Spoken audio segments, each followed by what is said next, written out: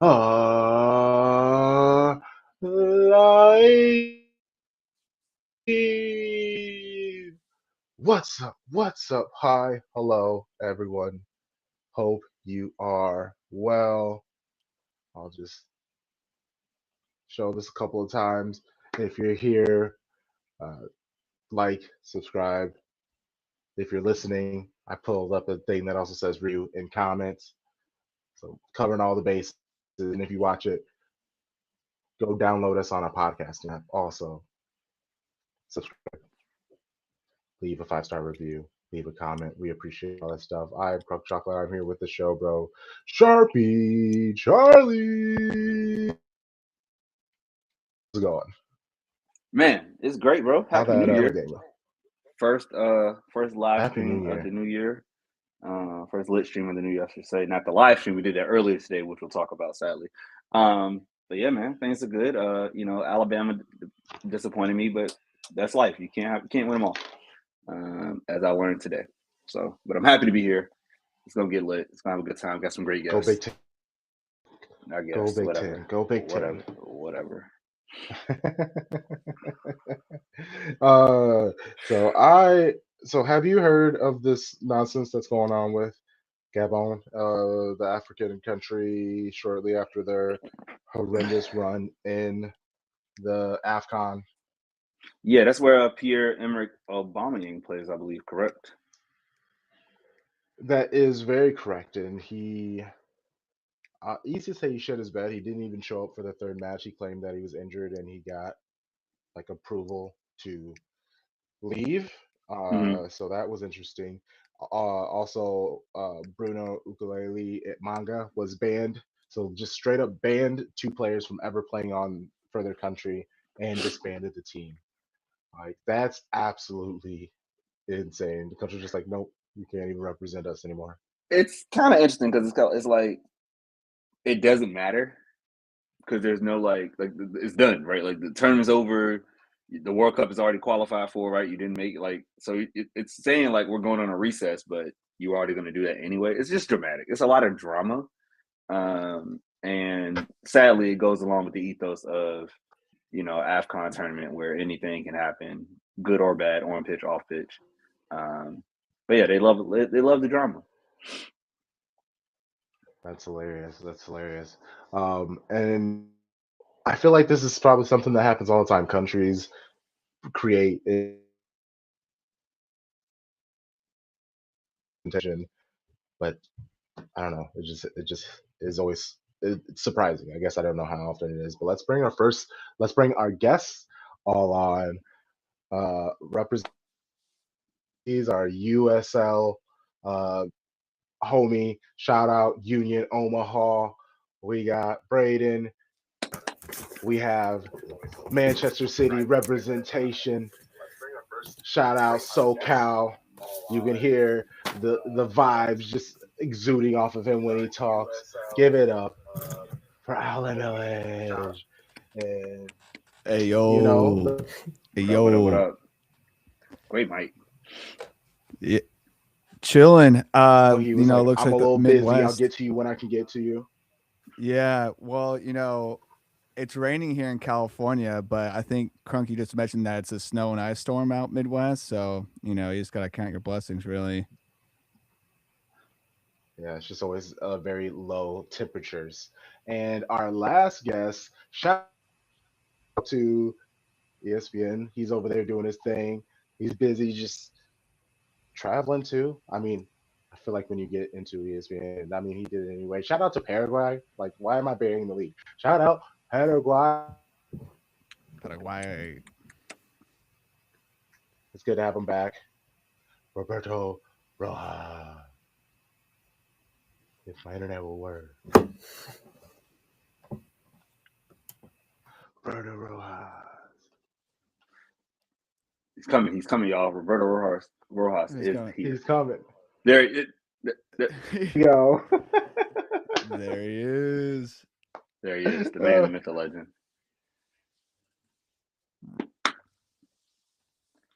So I had to make that very dramatic, very dramatic. I appreciate. Go for it. Oh no, I thought you were cut out, but you got it. You got it. You got it. Oh no. Please, 'cause my internet's funky right now. So I think I want to. I'm looking at the doc, and I want to go ahead and start, sadly, with Alex's topic. So, Alex, you wanted to talk about that dreadful match earlier, I believe. Well, I want to say it's dreadful, but Fair, fair. it was a draw, and I think I was actually just looking at Arsenal's schedule, and they have a really tough month of January, and then things get pretty okay-ish from January on. Because I think their next three matchups are Liverpool, Newcastle, Man United, and I mean I know two of the three are difficult. You know, Man United is what it is, right? Mm-hmm. But still, I mean, you never know what Man United's going to turn up on that day. So if this is the time to jump Arsenal, it would be this time. But I overall, like a draw in January isn't going to kill me. As long as we could stay within like 3 points of Arsenal from now until the end of the year, that's what I mean. I'm comfortable with that. But if Arsenal could get through January and like cruise and lock in, like as a champion would, you would think but I like my chances though. I like the chances with City. I actually bought a ticket for City Arsenal in Ooh. April. Is that it's going to be the first time I've been back to Manchester in 6 years. So it was after what match was it? I think it was a Nottingham Forest match where I was like, they look like they can push for it. So I bought a ticket. It was expensive, but it's like the price of going up because that's looking like that match in April 18th is going to be the title decider. So, but I don't know. What do you guys think about the match today? Yeah, man. It was Sunderland did what they were supposed to do. You're at home. They have the third best defense in the league for a reason. So we knew it would be tough. And basically, when it came to the Etihad, they couldn't execute this game plan, which was just to keep us off the score sheet. Like they always just want to get a point, and respect to them in their setup because they didn't like just sit back in like a 5-4-1. Like they pressed, they were aggressive. Um, it was a tough match, and we just missed our chances. We only had a few of them, and sadly, Holland missed that chance in the middle, and Doku hit a guy in the head. But yeah, I wasn't mad watching I'm it, not but sure. yeah. I'm not sure if you guys have been did tracking any of this. our other guests see the match? Or Eh, from like an outsider's perspective, I guess, real quick on even City's situation or how they're doing in the season. just from my watching the match, I enjoyed it Oh, simply sorry. because it was the third match today on New Year's that was 0-0, and I'm a bit of a sicko for that. Yes.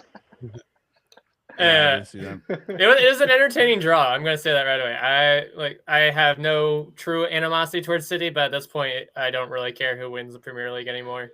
I don't like anybody. But that's because I'm an Everton fan. That makes it easy. That just makes it a little bit easier. But I respect that. Yeah, I that's was fair. I was really impressed by just Sunderland's defensive performances, and I think one of the things that I'm sure a lot of people really went into the season is like, all right, newly promoted team, they haven't been in the Premier League in quite some time. We kind of see this trend of recently promoted, twice in a row, 2 seasons in a row that we got the promoted teams that went into next season getting relegated. So it was like, all right, it's going to be a third time's a charm with them and Leeds, and I forgot the last one. Someone can help me out on that. But no, I think it West was the Ham? case. West Ham. No, not West Ham. Oh no, I Like, thought that you're talking about current We're talking about relegation last year. spots. Burnley. yeah, I'm Burnley saying came like up. no, Yeah. like the ones that came in beforehand. It was Okay. Leeds, Burnley. Burnley That and was Sunderland. Yeah. Um, so yeah, and they had such a really good start, and obviously the defensive performances have really really stood out. Like obviously, two players I want to single out that really kept that attack at bay is Nori Mukekele, the French player, and Omar Yeah. Nereto, a fellow Paraguayan who has been doing well on that team as well. So no, I think it's credit to what this team is doing under Regis Labrise, and I think they are starting to really feel like now that we're sort of like halfway towards the season, it's like okay, these guys are actually like serious. They're not going to get relegated. They're in a really good spot to at worst finish mid-table, and who knows? The fact that the league is, I think it's so open for Yeah. all the spots, be it title, Europe, relegation, all those kind of things. I think a team like Sunderland, that now that they've kind of been through this sort of run halfway towards the season, is that they're a team that obviously we have to keep an eye out and see how well they can do in the next half of the season. Yeah. Yeah. And I felt a lot. I mentioned it in our watch along that I felt a lot like playing Newcastle, but I don't know, like a different version. The ref was letting a lot of physicality go, and that's not necessarily City's game. They spend the time trying to adjust, and then they try to do their own brand of physicality, but that doesn't seem to always work. Sunderland frustrated Holland. What the chances City did make, which were a decent amount, they weren't able to do anything with it. It was, yeah, I find myself giving Sunderland more credit than I am just like, oh, City should have did better. Oh, like as maybe a rival wouldn't like that. I'm like, it's whatever, but oh, we're still close. We can. There's then I'm like, it's whatever, Sharpie. Yeah, I was gonna say, like, I mean, the unbeaten streak is still alive, and every point in a title race matters, right? So it's different if you take the L. Now the pundits are saying, "Oh my God, City dropped 3 points and is the race over?" Versus like, okay, City got a point on the road. Like, we'll look back on this point; it'll be great in a month. It hurts a little bit now, but I'm not upset. And Pep, like, we had injury issues, right? Nobody expected to see Ake go down in the first 5 minutes, and then Nico G not be able to come on. So like, the fact Rodri played a whole half and looked like Rodri for the most part was encouraging. Doku came on, looked like himself, first game in like 3-4 weeks. So it was some positives along with the blah of a draw, but I mean, I'm looking forward to Chelsea. I'll say that, and I know we're going to talk about Chelsea with Roberto's topic, but I'm excited to get back out there in 3 days, which is kind of the best part of the schedule. It's like not a long time to wait. And then Alex, last topic before we move on. Yeah. So one thing I was going to say was I listened to a fair few City podcasts, but there's been like this, I don't know, ritual piling on of Savinho. And I guess my hot take for the lit stream is the Savinho hate is so forced. And like he's only been with the team for about a year and a half, right? Like if my memory recalls me, it's like he still needs time to adjust, but he's had we were talking about the Tottenham drama in the summer where there was a hefty price tags. Tottenham wanted him, and then we said no, we'll keep him. He's had a lackluster fall, and now there's a lot of buyer's remorse, or what's it? We wish we should have sold him, but now the January window is opening up, and it looks like Tottenham still wants Savinho. And I think there's a mood in the camp of City where they want to now sell Savinho and get Semenyo, because Semenyo looks like more than a done deal. And I don't know. I just City fans have become a little bit spoiled in the sense of like we always demand perfect results, and like I don't want us to become a team where it's like, oh, he's a shit player. Oh, we need get that player in the window, get that player. Then that player is not as good as Savinho was, or whatever the previous player was. It just becomes like we think that January is going to solve the problems, and that's not the team I want to be. I mean, City have always played their signings really well, like with planning out transfers and stuff and getting players they've identified and whatnot. But it's like, I don't know. He had a good game today. He had a few shots. I mean, some shots he should have buried, but I guess he was putting himself in position to succeed, which we can only really expect from a winger, right? So I don't know. I just think it's a little bit forced. Yeah. I agree, man. Like, he's 21. He's 21. And I think because he took the number 26, people want him to be Mahrez. And it's like, no, we got Mahrez as like a finished product at 26 years old after winning with Leicester. Like, he was at the top of his game, and he came ready. It's like basically where Semenyo is now. That's the kind of signing they want Savinho to be. But I think, and we gloss over the fact that, like, even though Sane was incredible, you know, his first year wasn't like he just set the club ablaze, right? It took time for Sane to kick in. Like, young winger is hard. But I like his talent. I think what you're talking about with the swap, I feel like Bob is the one that's going to go. I think that deal, based on some of the reports, it looks like he's going to go out to Dortmund, and then his spot will be taken over by Semenyo, which I'm okay with because I genuinely think Semenyo has a higher ceiling than Bob. And if you got to have the young player on the squad, you got to pick the one with the higher ceiling. So, yeah. And Alke got played today because not so much of the injury, but that he needs minutes so he could get sold because he rejected a West Ham transfer. And it looks like Crystal Palace, I forget the two other teams are looking at him, and he wants more minutes for the World Cup. And that's sad to see because Alke is my favorite City defender, but we all have to leave at some point. So. Damn, that's a good shout. Good shout. I forgot about that. That is pending. So people, again, on the outsides of the city, well, who do you see the top 3 teams being at the end of the season? I don't want to say Arsenal's winning it because I have a really good friend of mine in one of my college classes right now. And he is a kind of a new guy to this, and he chose Arsenal for some reason and to be a fan of. And at this point, I'm just like saying, hey, it's going to happen. It's going to happen. They're going to choke. They're going to choke. They're going to do it like they do every year. I don't want him to experience like a title win right off the bat. But I definitely know Arsenal top 3. They're definitely top 3 this year for sure. I have really liked the way Aston Villa have looked this year as well. The fact that this is their best win streak before it was broken by Arsenal since before the First World War tells you how long it's been for them, I'm sure. But I think those are probably 2 guaranteed along with City. City's definitely going to be in the hunt for a while. Those are my top 3 at the moment because they've played like the top 3 throughout the year. Solid. That would be fun. What do you got?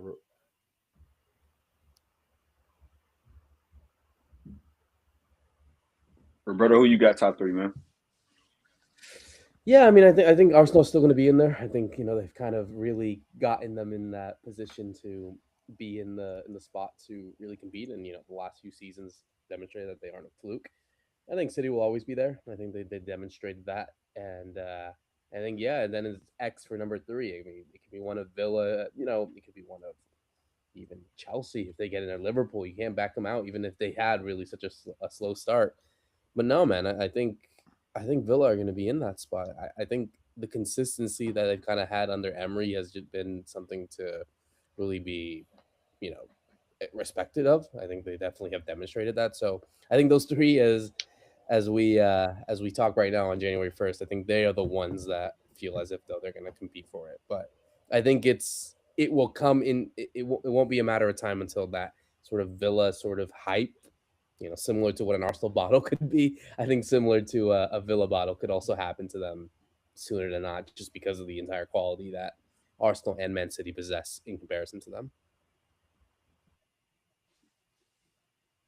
This is the peak of what Aston Villa is going to be able to do when they switch to this new financial measuring system. It's based off of how much money you gross, and that's the only there's like a peak number that you can spend, in Aston Villa are way overspending. There's a lot of movement that they're going to have to do. So whatever they can get this year, they're going to have to. Obviously, getting Champions League, that helps, continuing another year of that. But interesting who leaves and what decisions are. And if Emery, who is a really good manager, especially when it's just like one match, like if you have to play a team in a knockout situation, would back him as a good manager to have, just because he will set your team up for success in each game, different ways. Will it be beautiful? No, but sometimes that's not what you're going to get. But yeah. As long as United doesn't get in, Liverpool stays out, Tottenham, that's fun. I'm here for this. Let's get all those losers out of here. Well, see, the thing is, Liverpool's top 4, and they're like, I think we can all say they're still better than United, who they're 3 points up on. And then I guess them and Chelsea's a toss-up. if we want to get into Roberto's topic, because Roberto, what's going on with Chelsea, bro? What isn't going on with Chelsea? That's the one thing. It feels like chaos in the last forever.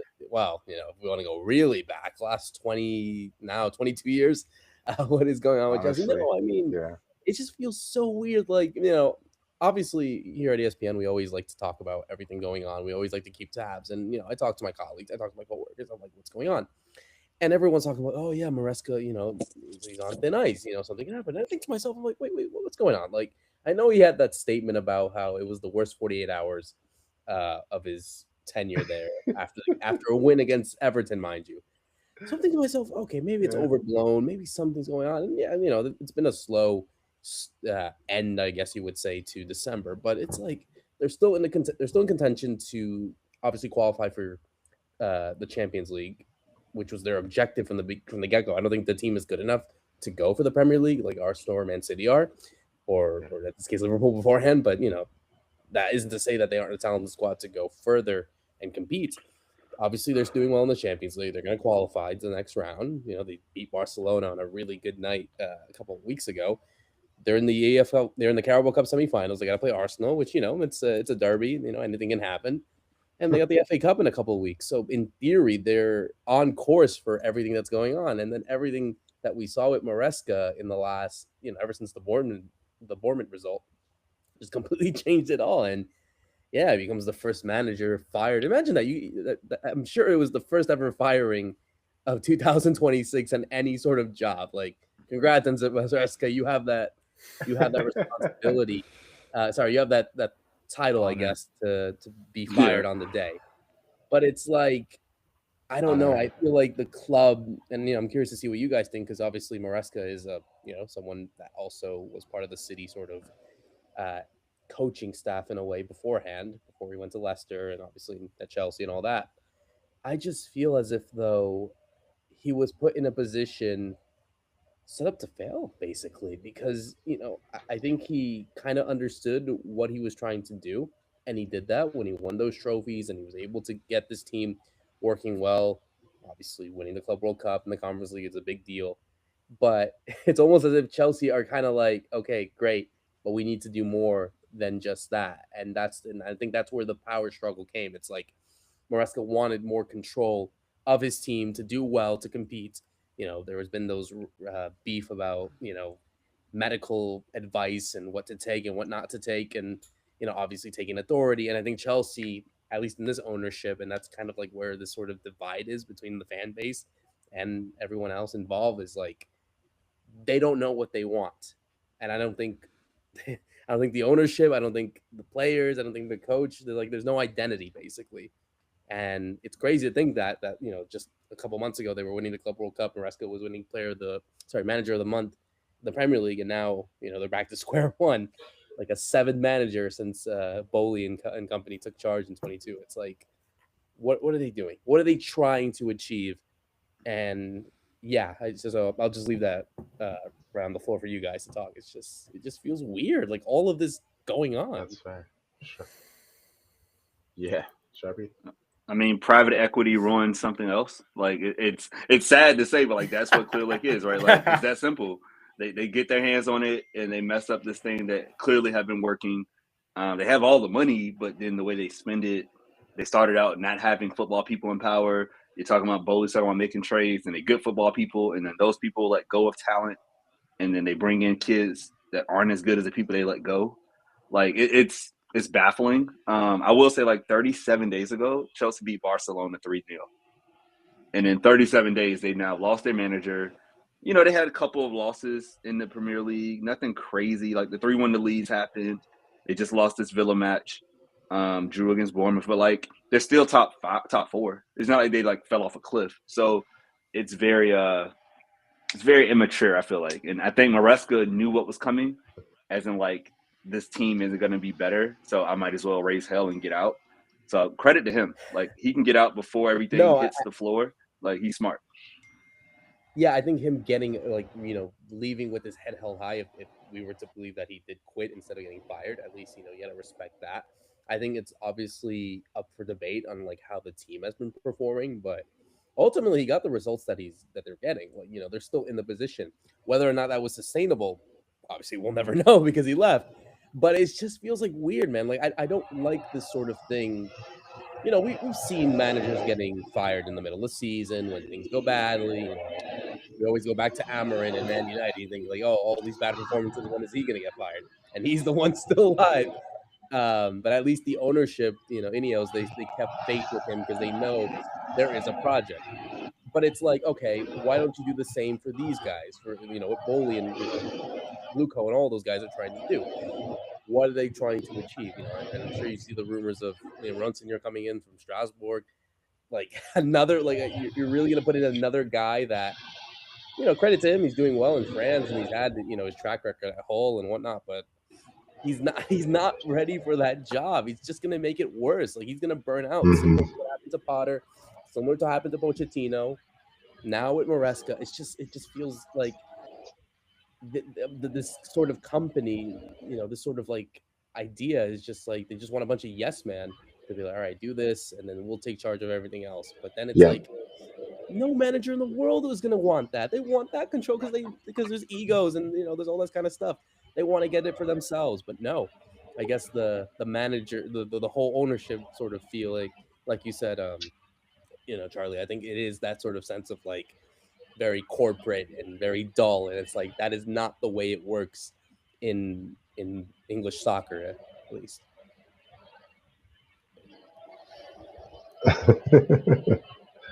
Yeah. Braden, what's your thoughts on this? Chelsea has never been a project, at least since the Abramovich era. It's always been results, and it worked really well.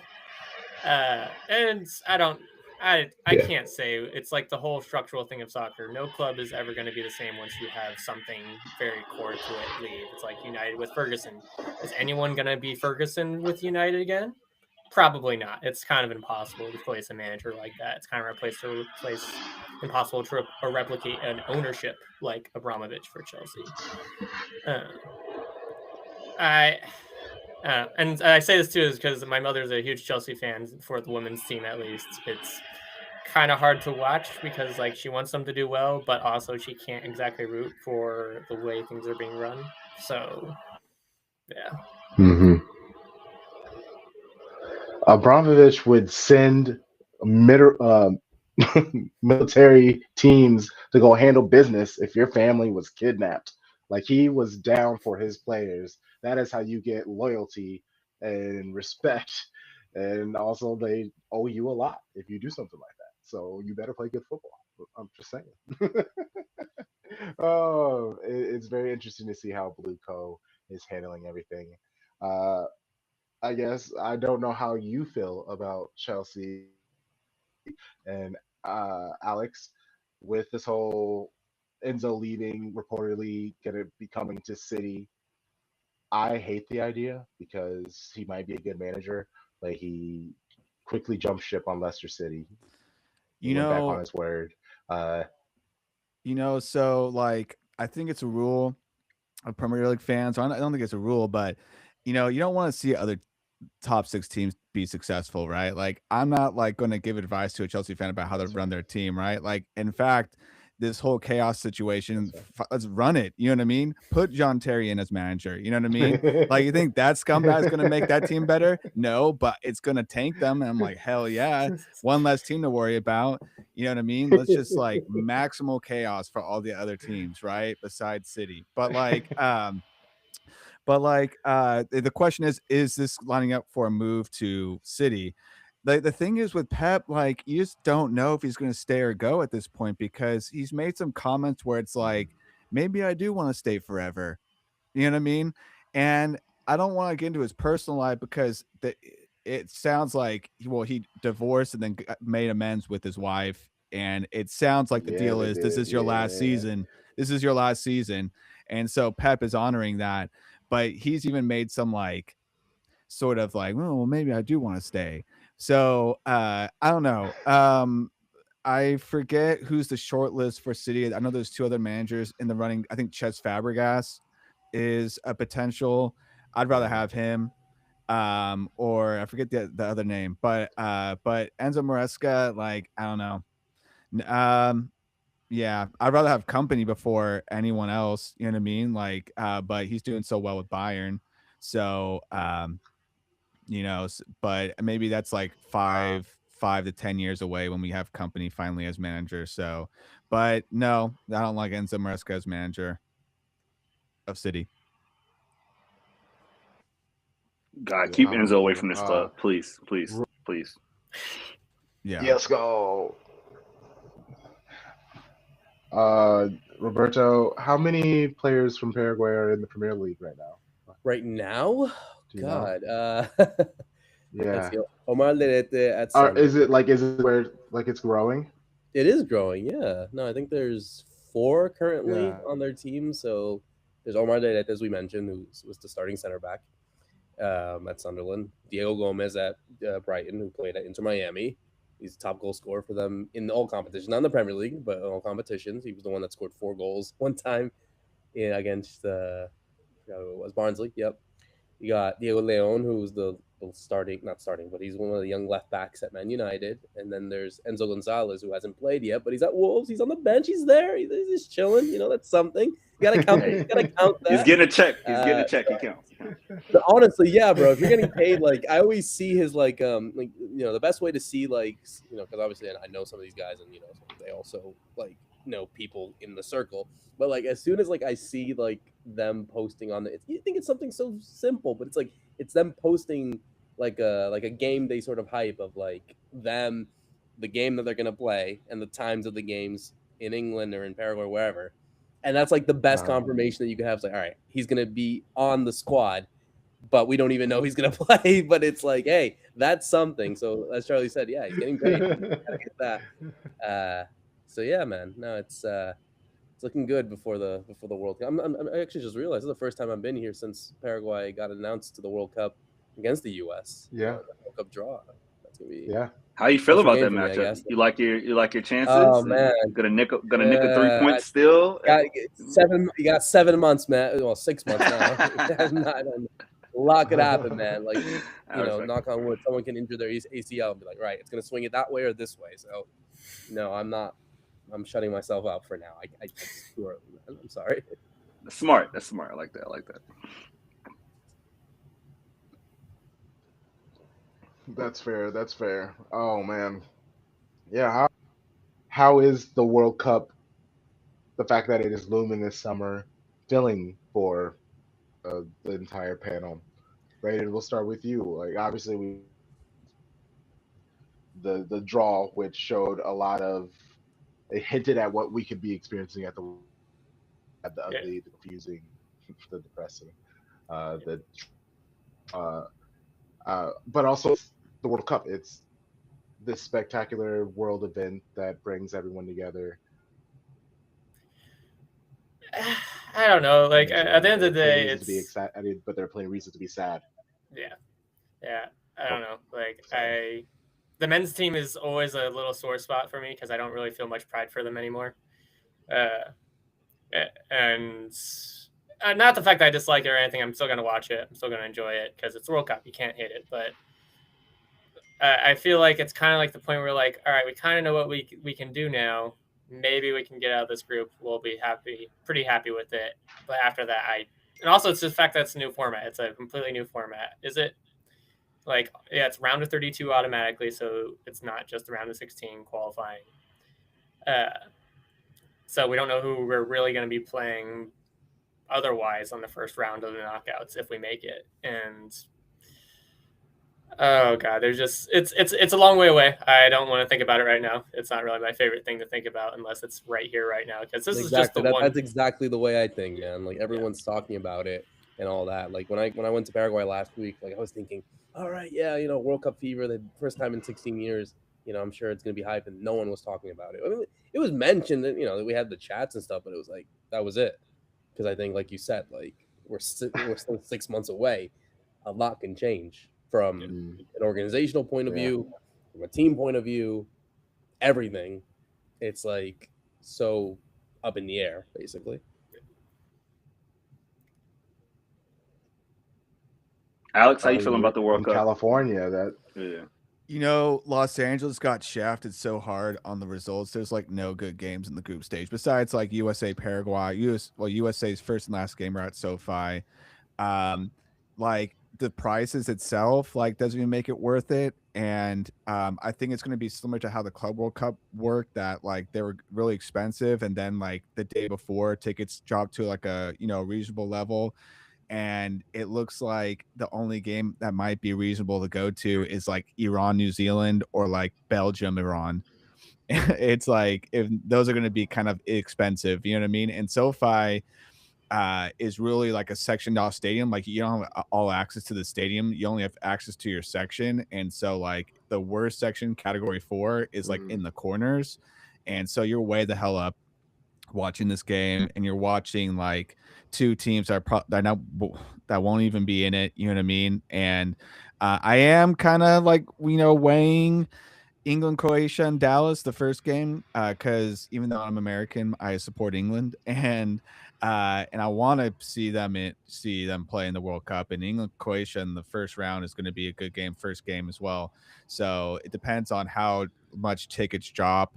The lottery, I think, is still going on. I think the last release of tickets is going to be like in February 13th. So you'll see prices go down, but maybe like a week before you'll see prices drop to a reasonable level. But really, honestly, what everyone's been saying, real working class fans are priced out of the game, and it's just going to be really empty stadiums for a lot of these games, and it's a shame. And everything else is being said at how politicized it's being and stuff. It's just like because of this current administration, it's I'm not looking forward to it, but whatever. Go see one game, maybe.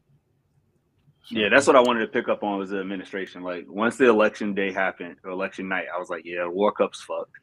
From that regard, right? Yeah. Like seriously, like, you just know what's gonna happen. Like we've seen the story before, we know what happens. The travel bans that are ridiculous. You got literally like Haitians can't come into the country and watch Haiti, who got the wonderful qualifying, got their ticket in. All the African countries that are on this list is bullshit. And that's the off the field stuff, right? But happily on the field, I think the storylines are incredible. And I don't watch it for the U.S. men's national team. Like, I hope we make it to the round of 16, but that's the furthest I think they go. I watch it for the powers, right? I want to see, can France get back to glory? I want to see if Brazil is finally going to get their shit together under Carlo. You got young talents in their first World Cup, like Lamine Yamal, like he's going to pop off for Spain. And, I love to see the powers of international soccer come and play. And like, this will be the first time we get like a nice time zone, like it was like 2014, the Brazil World Cup, when they're like, we could basically see every match and I have to wake up super early or stay up super late. So like, that's going to be fun. So the watch party is going to be incredible, especially like here in DC where I am, or like, wherever you travel in big cities, those mega screens will be out. Like, I think that stuff will be really, really fun. Although, dealing with shitty administration times too. So that is America, right? We just try to balance the shit with the good. Yeah, and those watch parties I think are going to be very key for the World Cup. Chicago has already sent me so many emails about their watch party events. We've seen some cities charge for them. Some people are doing them for free. I think that's what, even if I go to Kansas City, that's what I want to do. I'll just hang out at the fan zone, keep my eye on the ticket prices at all time, and then like if it's a situation where I can get a ticket relatively cheap that day, go. I aim where my plan is to just be at the fan zone, but if I can get a ticket cheap, I will be willing to like pivot really quickly to go to a game, and that's really my plan for everything because of the ticket prices being what they are. I would be pissed person who paid like $1,000 for a ticket, and and then there are people like me intending to just buy it at the last second, and I'm gonna pay like $60-$80 for a ticket and then get 1,000 like months ahead. That's the only frustrating thing, but made the most money off of tickets. Trump was proud of that. Yeah. I mean, if we really want to go talk about really scummy things, like FIFA was doing like a right to buy sort of thing where essentially you could buy the rights to go to the World Cup final if, like, for example, if Kazakhstan somehow made it and it was like 50K for some reason, I'm like, what? Why would anyone buy that? Like, and the fact that you're just offering that, hey, you have a right to buy the ticket to a World Cup final if Kazakhstan make it. Yeah, they were acting like a bank. You know, like they were like, "Oh, well, we'll take your money. We'll hold your money if the ticket is available." It's like, what the hell? No, like you're not like a bank. Like, yeah, it's all shades of scummy. Yeah, it's let's turn it to obviously somewhat more of the positive. Other than obviously what Paraguay could probably do, what is another maybe country that you're paying attention to, or a positive part, something like that, Roberto, of the World Cup? Oh my God, yeah, no, there's so many good storylines. I mean, obviously, the fact that you have a lot of these countries that are making it for the first time in either ever or in such a long time, like Haiti. Obviously, you have Cape Verde going for the first time ever, Curacao doing it as well. I think those storylines are always going to be interesting, especially in such an expanded World Cup. And I think I'm a big geek when it comes to this sort of like history thing. When it comes to like looking at what happened at past World Cups and it following suit, we're gonna see surprises. It could be one of either, who knows, Uzbekistan doing something against Portugal, or Panama doing something against England, or Curacao beating Germany. There could be something. So I'm really looking forward to that. I mean, obviously, I am paying attention on the South Americans. There's 6 of them there, potentially 7 if Bolivia make it through the playoff. They'll be in that group with France, Senegal, and Norway. And the fact that they got to the final day of the qualifying to be in that spot would be crazy to see. But no, I think ultimately just the storylines of the underdogs. I think this would be an interesting World Cup that I think, because of the field being expanded, it really allows people to, in a way, like, there are going to be those people that, we're not experts on Uzbekistan. We're not experts on New Zealand. We're not experts on Curacao. We might see stuff on social media and videos on YouTube and all those kind of things. Like, those little, Spark Notes version of their teams, read on The Athletic or whatever. But I think when it comes to watching the game, which we all do, I think there's going to be some people be like, oh, that kid's good, or that guy's good. Oh, what a fantastic goalkeeper he is. Great defender, midfielder, forward, all that kind of stuff. And that it can make someone famous overnight. I think that's the beauty of it, that when you're on a world stage, you can ball out in such a big game. Imagine that a young Uzbekistan defender, canceling out Cristiano Ronaldo for 90 minutes, and someone that plays in, I don't know, the Uzbekistan league, or what we saw with Kusavic. I always mispronounce his name. The center back, Kusavonic. Kusanov. Yeah. But so it's like, and he gets his move to City. Who's to say that there can't be more guys on that team, and they're already going to keep an eye on him because of where he plays. But who's to say there can't be more players that can make big moves, Exactly. to a big team in the Premier League, or anywhere in the top 5 league, just because of the performances that they have against the big powerhouses. Like, they got Portugal and Colombia. Those are 2 teams that are really popular around the world, and I think they, the eyes will definitely be on those 2 teams. But if you're the underdog and you want to support the underdog, if you don't have anyone, if you don't have a dog in the fight, like, you are going for them. I think we all. I mean, I'll ask you this, guys. Like, I'll let you go with this. I'm sure you guys, like, if it's Uzbekistan, Portugal, got Cristiano Ronaldo, got all those guys there. I know you guys got the Portuguese players there at Man City, and all that. But come on, I'm sure you want Uzbekistan to actually do something there, or even against Colombia. I hate underdogs. Don't put that on me. I don't want any underdogs. I respect Colombia. Well, that's where Sharpie and I differ. That's where Sharpie and I respect them too, man. But it's like, you know what? It'd be nice to see Uzbekistan do something. That's funny, Sharpie. I come for the greatness. I come for the I need to see another Argentina France final. Like, it's like March Madness, right? Upsets are cute early, but the longer Cinderella goes, eventually there's that match, and it's like, really? Now we got a 5-0, like, just boring. No, I need competition at the highest level. Make some noise in the group stage. Get a draw. Get a point for your country. That's cute. Do not make it out of the group. I don't want to see it. It messes up the way I want to enjoy my summer. So yeah, so I am truly a big boy. That's why I root for Man City. Come on now. Like, Sharpie, you mentioned a prediction, and I'm also addressing George's comment in the chat. He's saying hopefully Vegas doesn't get involved. And I am saying that storylines are going to absolutely rule this World Cup. And what I'm fearing is it's going to be Portugal-France final. And Ronaldo is like desperate to get a World Cup.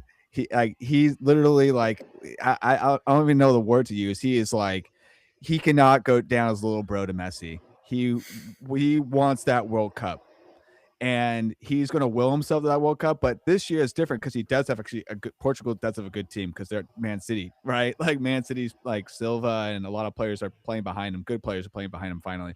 So he's going to will himself to that stage. And it's Portugal-France final would be a great fun because, Mbappe is, worships Ronaldo. That's going to be another one kind of similar to 2022. But like, if Portugal wins, man, that something's up. You know what I mean? Well, like that had to happen. He said it's not a dream to win the World Cup. So really, okay. Well, that's a very understatement of him.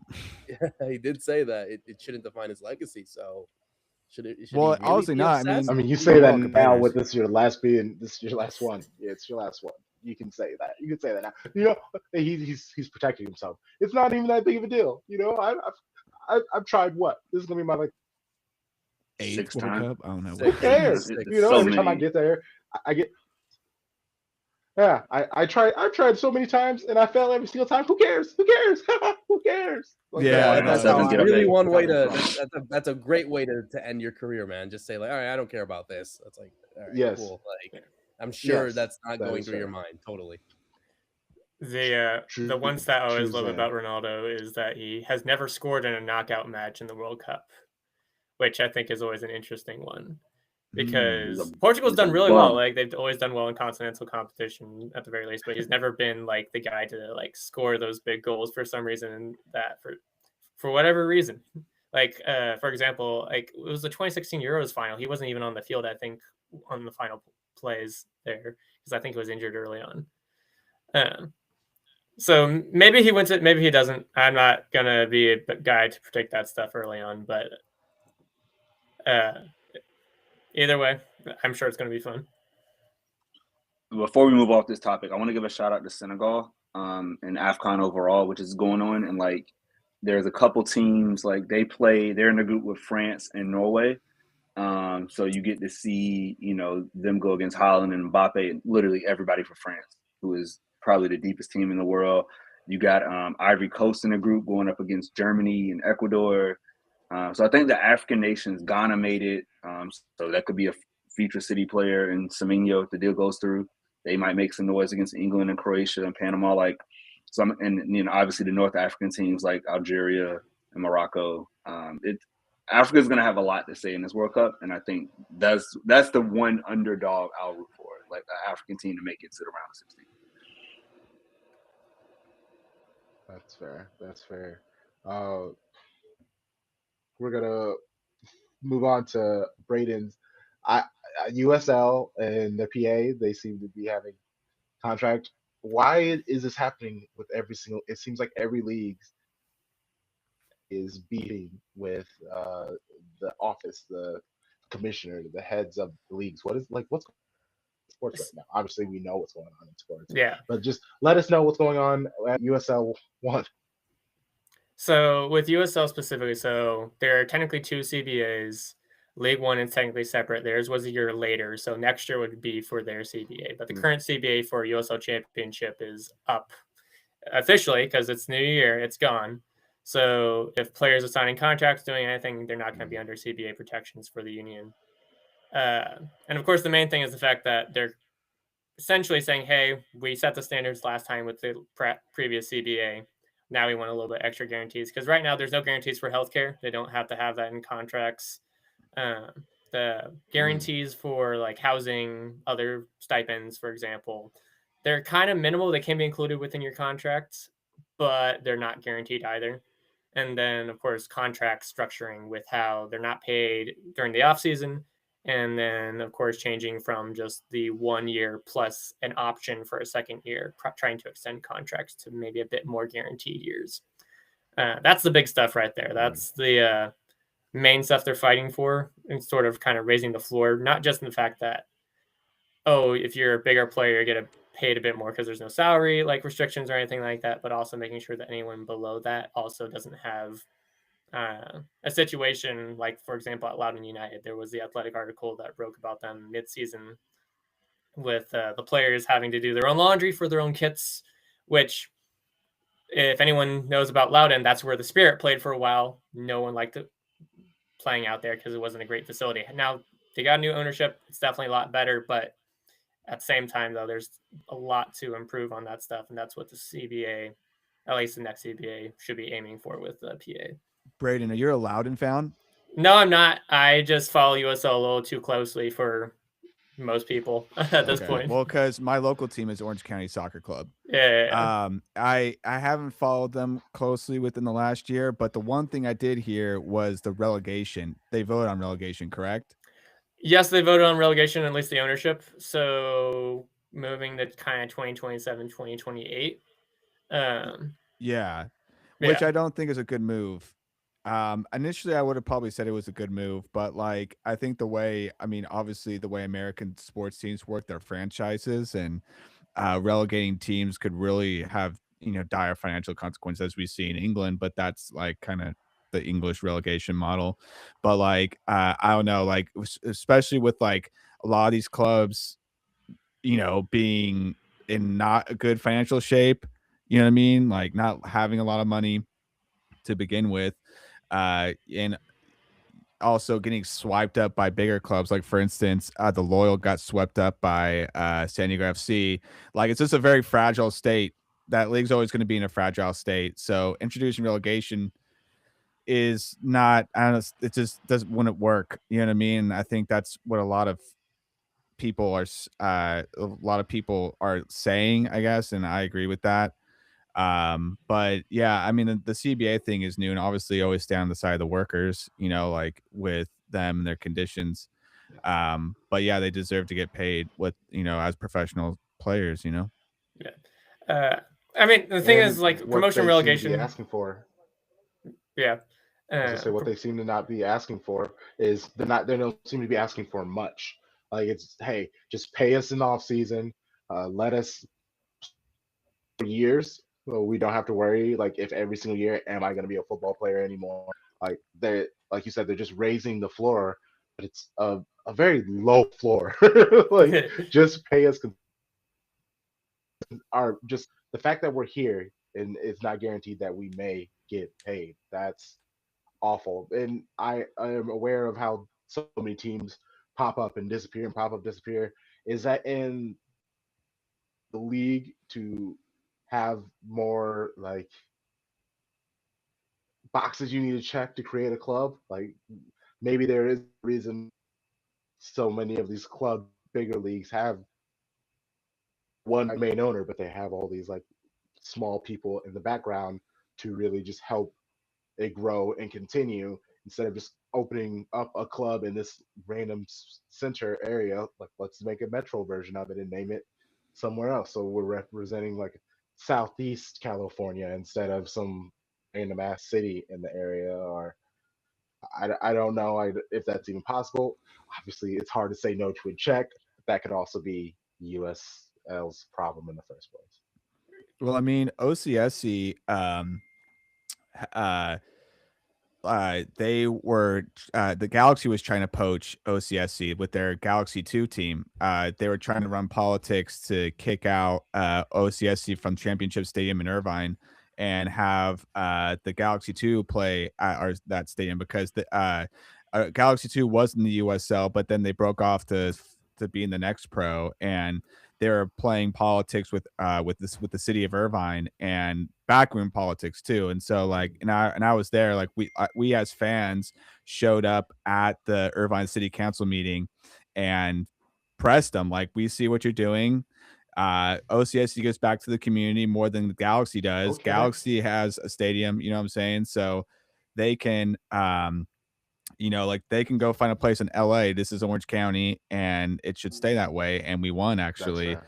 So, so it is that case was a case of where the real grassroots fans standing up and defending our club. But that's just the case with the USL. Like, like fragile financial state, and also the MLS is hawking USL territory, just kind of just not really. I don't know, like, because when I first started supporting USL, I thought it would be like a league, like a championship version, like the league below MLS. But then the MLS decided to do their own agenda anyways, which I don't think is good for the U.S. football development. You know what I mean? It just, they created this other league, Yes. and that's their development league, and so yeah, it's just the MLS doing their own thing and not really improving U.S. football, and then also hawking grassroots football in the United States. So yeah.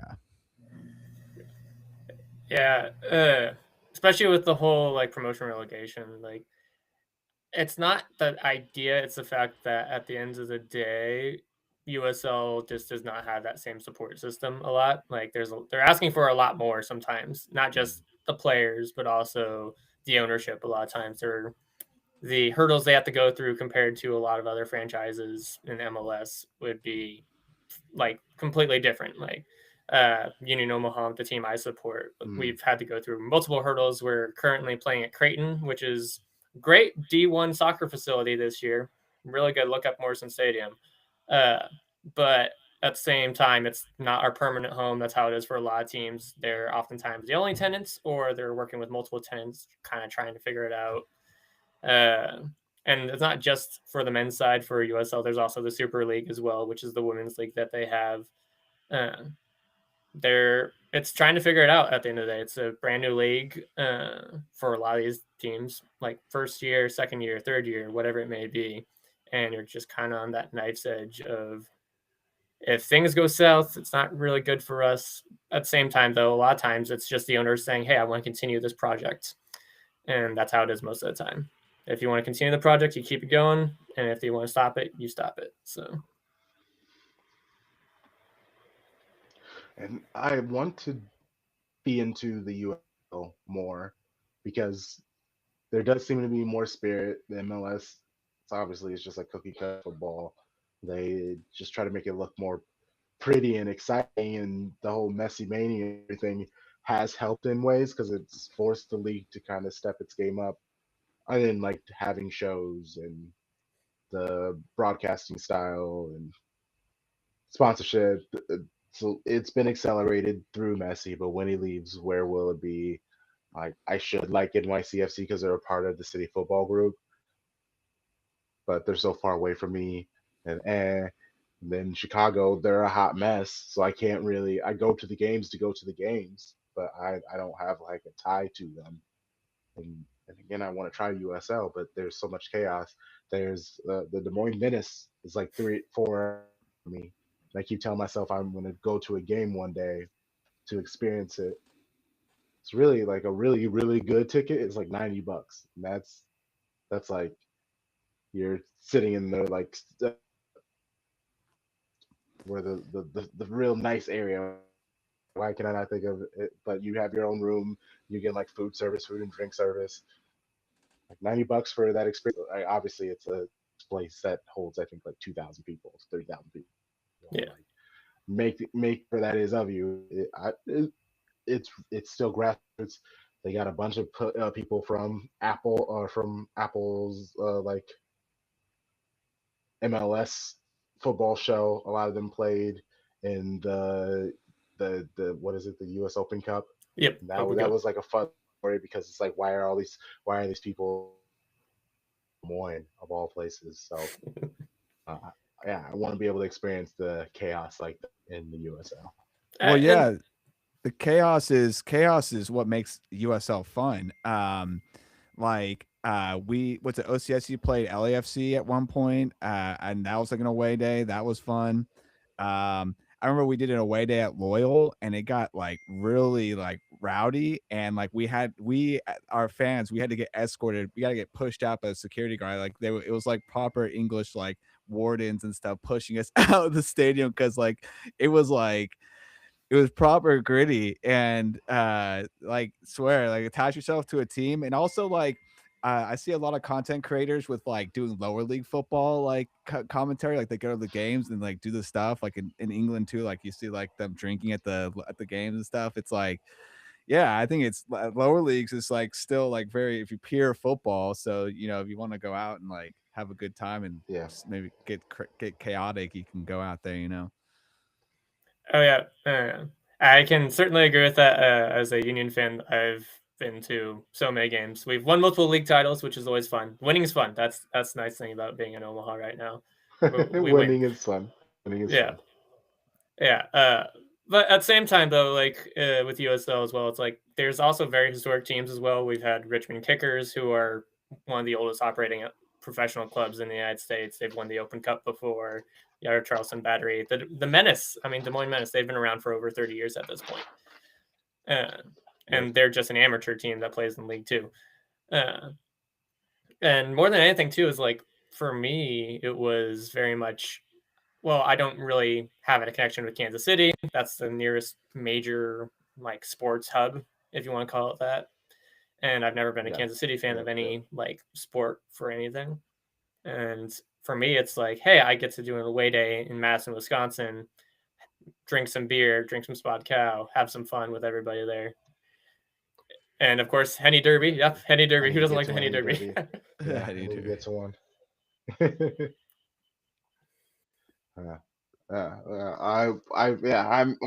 I need to embrace because you're right. We always talk about grassroots football, and that's definitely USL. That's not anything close to what MLS is or even wants to be considered. Like you call them grassroots, and they'll be like, "Ew, don't call me that." So it's I just need to figure out an actual team for. But I'll start with just watching games more because when it pops up on television, the Premier League, I feel like they might have switched to like Paramount or something like that though. A couple games are on Paramount, yeah. I think we watch my games through ESPN. But I'll be watching the Premier League and then those games end. Oh, okay. But yeah, well, I'm sure they put their games everywhere. That into what NWL. So I mean, that's actually what everybody does now. Sell your rights to as many broadcasting companies because they're aware that everybody is split different directions and try to multiple streams of avenue through one thing. Like, oh my god, cool.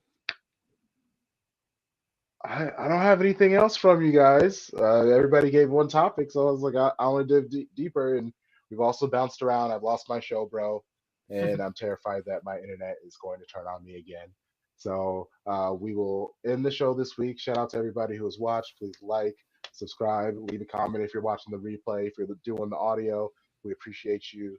Rate, review, 5 stars. Say something nice in the review, even if it's good pod, 2 words. It works. It's just that for the counts. It's the time. We appreciate every second.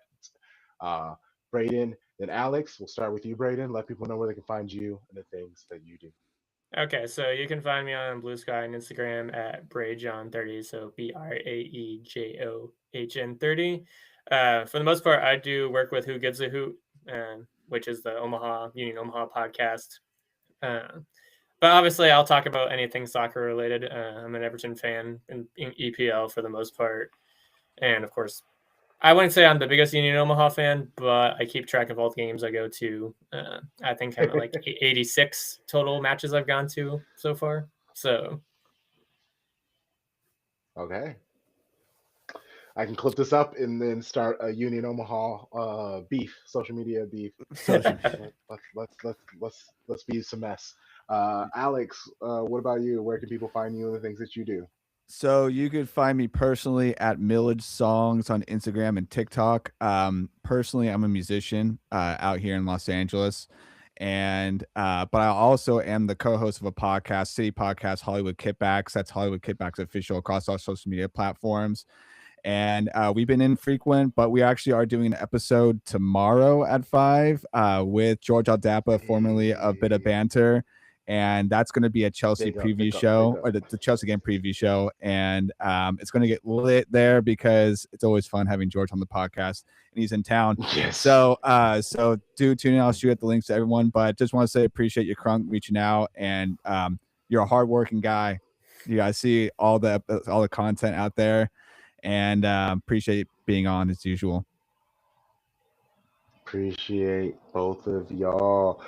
Next week, we will be announcing that soon. Pay attention. I'm not telling you at the end of it anymore. Let's make it a fun surprise.